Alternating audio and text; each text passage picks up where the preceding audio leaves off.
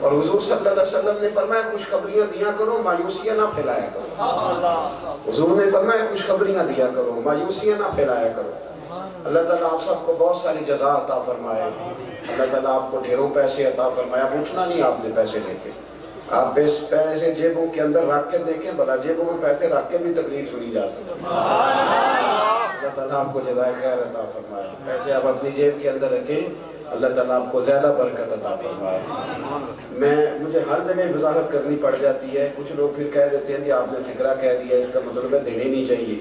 میں ناجائز نہیں کہتا، حرام نہیں کہتا، نذرانہ سنت ہے، میں اس کا مخالف نہیں، لیکن میں اس کے انداز بدلنے کا قائل ہوں۔ میرا موقف ہے جب نذرانے طے ہونے لگتے ہیں اور جب اس طرح سے پیسوں کی برسات ہونے لگتی ہے تو پھر کچھ رویوں میں وہ چیز آتی ہے جو ٹھیک نہیں ہوتی، پھر صحیح نہیں ہوتی۔ پھر جو آدمی جس کی جیب میں نوٹوں کی تتھی نہیں ہوگی وہ تو محفل میں آئے گا ہی نہیں، وہ کہے گا کہ مطلب اب یہاں بھی خرچے خرچے ہے۔ اس لیے تھوڑا رویہ بدلیں، انداز بدلیں، اس کو معنی خیز کریں، باوقار رہیں۔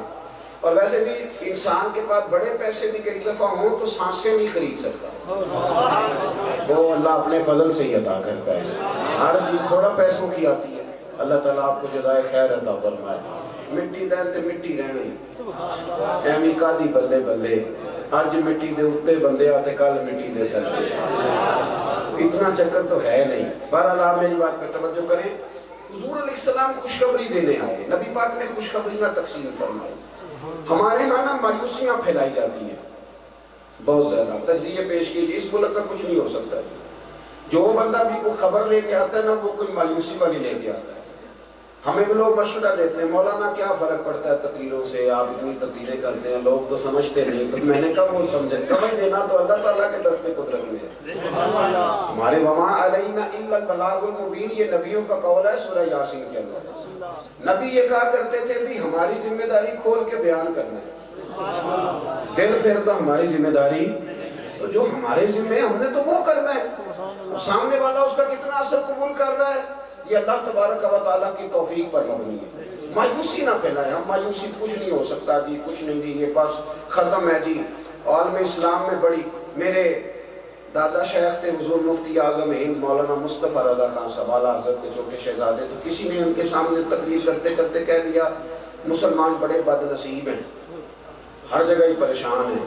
تو حضور مفتی اعظم نے ٹوکا، کہنے لگے مولانا یہ آپ نے کہہ دیا، کیا کہہ دیا؟ مسلمان اور بد نصیب؟ فرمانے لگے جو سب سے زیادہ خوش نصیب ہو اسے اللہ اپنے نبی کا کلمہ پڑھنے کی توفیق دے۔ مسلمان کے بد نصیب کہہ دیا ہے، اگر مسلمان بد نصیب ہے تو خوش نصیب کون ہے؟ تو کبھی بھی مایوسی، ایک بات آپ سے کرنی ہے، آپ میری باتوں کی سمجھ تو آ رہی ہے نا؟ آپ بول رہا ہوں ایسے تو فگلیاں نہیں آ رہی ہیں، پچھلے تو بالکل الگ پروگرام بنا کے بیٹھے ہیں، آپ بھی کوئی ہاں نہ کرے نا یار، آپ کو بھی سمجھ آ رہی ہے ماشاءاللہ۔ چلے اللہ تعالیٰ آپ کو خوش رکھے۔